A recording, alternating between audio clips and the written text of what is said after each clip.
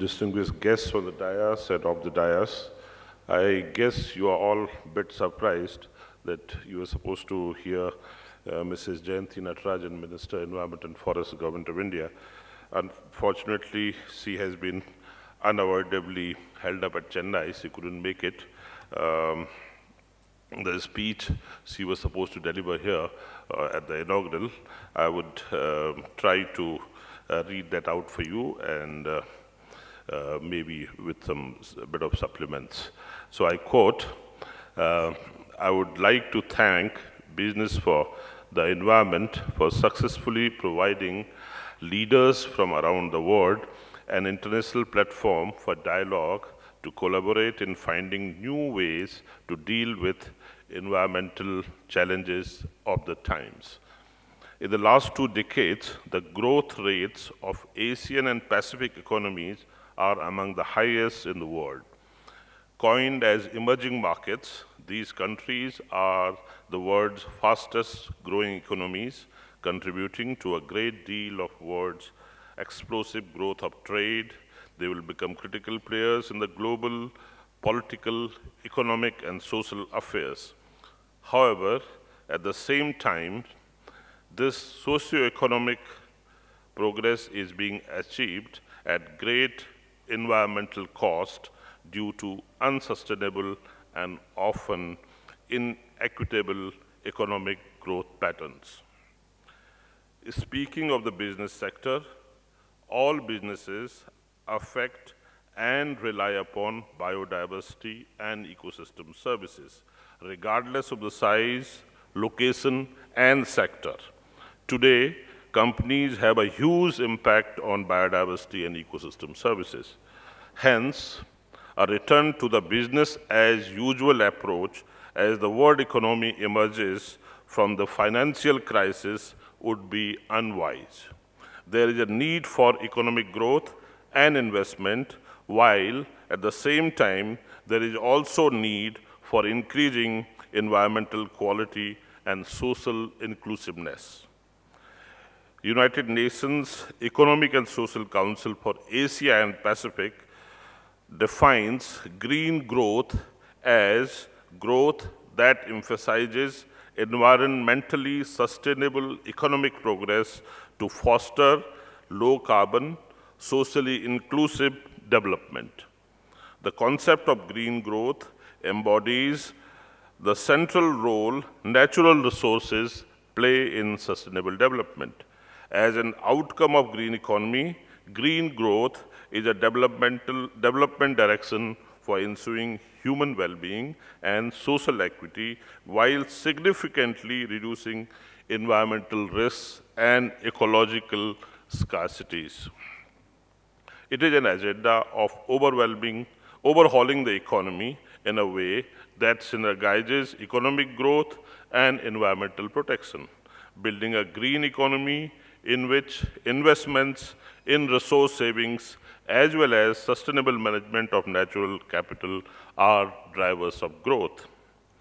Green economy and green growth, as seen in these years, no doubt has been aided by widespread disillusionment with the prevailing economic paradigm and a sense of fatigue emanating from the many concurrent crises and market failures experienced during the very first decade of the new millennium.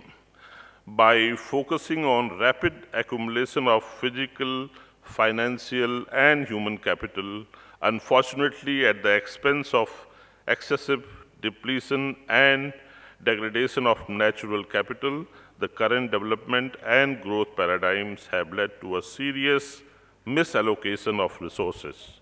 By depleting the world's stock of natural wealth, often irreversibly, this pattern of development and growth has had detrimental impacts on the well-being of current generations and presents tremendous risks and challenges for the future.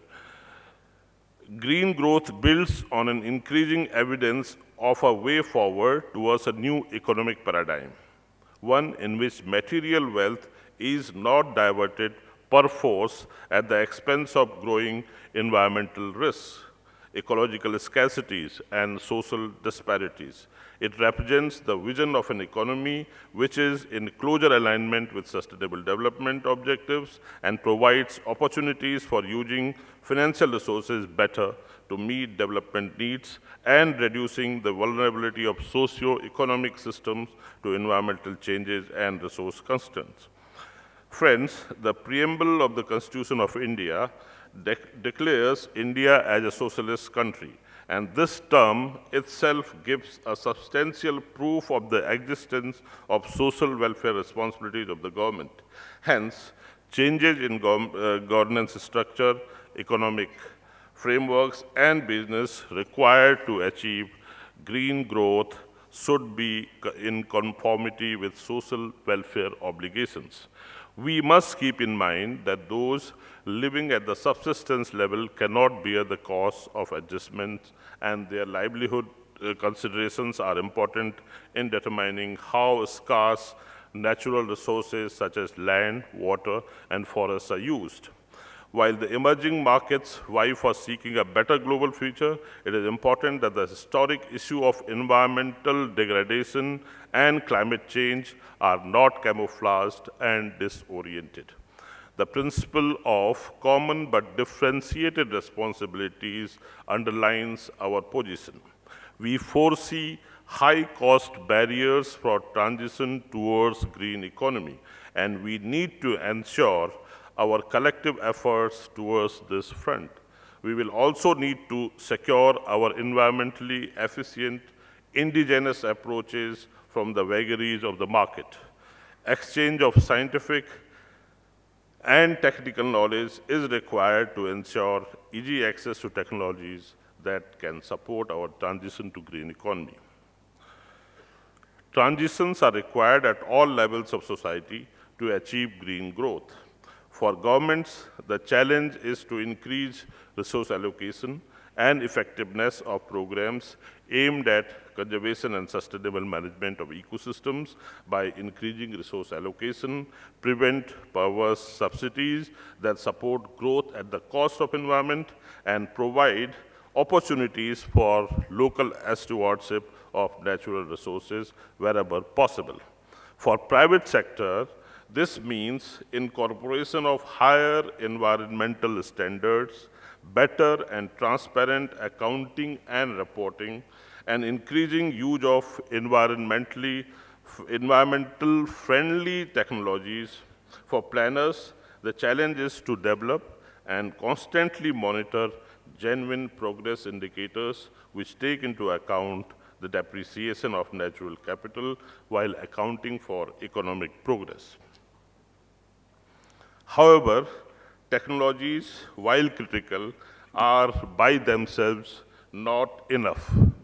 Lifestyles will have to be modified. Attitudes to consumption will have to change. Our old sages have said, "Ten takten bhunjita." You must give something up in order to enjoy it. You must give something up in order to enjoy it. The rich in developed and developing countries alike will have to set examples of sustainable lifestyles for the poor to emulate. Sooner it is, better it would be to avoid climate change catastrophe. India is willing to play an active role in global action for environmental protection, poverty eradication, and providing access to energy. Through this dialogue, we invite other governments and private sector in particular to join hands towards a sustainable future, one that is socially inclusive, keeping in mind very fabric of our country's ideology. I hope the deliberations for the next 2 days give us a roadmap to enhance synergies between governments and business, enabling the private sector to seize emerging opportunities while also engaging public in finding effective and equitable solutions that are adapted to the special circumstances and needs of each country and community. I compliment all those who have been associated with the organization of this wonderful conference, and I wish you all the very best in your personal and professional lives, unquote. Thank you so much. I would only add one or two points that it's been a long way. We have, we have known 3 Ps. 1972, India's Prime Minister had spoken about poverty, pollution, and population. Then, public-private partnership. I think a time has come when we have to balance the profits, the people, and the planet. Bringing the 3 pillars of the sustainable development, the 3 Ps, profits, people, and planet, ecology, economics, and sociology have to come together, particularly in the context of India. When we compare emerging economies, Brazil and China, India is different. It was just mentioned. We are only 2.5% of the world's area. I mean, see the context. And we have 1/5 of the world's population in this 2.5% of the area. And mind you, 1/5 of the world's cattle population, 500 million cattle. These two significant, resources are putting huge pressure on our natural resources. And yet this country has 8% of the world's biodiversity. India is a mega biodiverse country. 1/4 of the country is under forests. And mind you, quite a few of this is natural forests. So, India is unique in that respect. We have to balance the two good things, growth and development and environmental protection. We will do it if businesses come forward. And I think it's time from your corporate social responsibility, from CSR, if you move to CER, corporate environment responsibility, and I hope these next 2 days you will deliberate on CER, and I think that will give us, because an innovation has to play a key role. Because huge solar panels are not going to help this country. We are land-starved country. The landfills are not going to put our waste into that. So we have to burn our waste, produce energy out of that. We have to be resource efficient as far as possible. Thank you very much. Thank you for this opportunity. Ministry of Environment, on behalf of Minister for Environment and Forests and Ministry of Environment and Forests, Government of India, I'm grateful that this global summit has come here and will definitely will be a way forward in resolving this paradigm, the balance of the two, the growth and development and environment protection. Thank you very much. Thank you for this opportunity.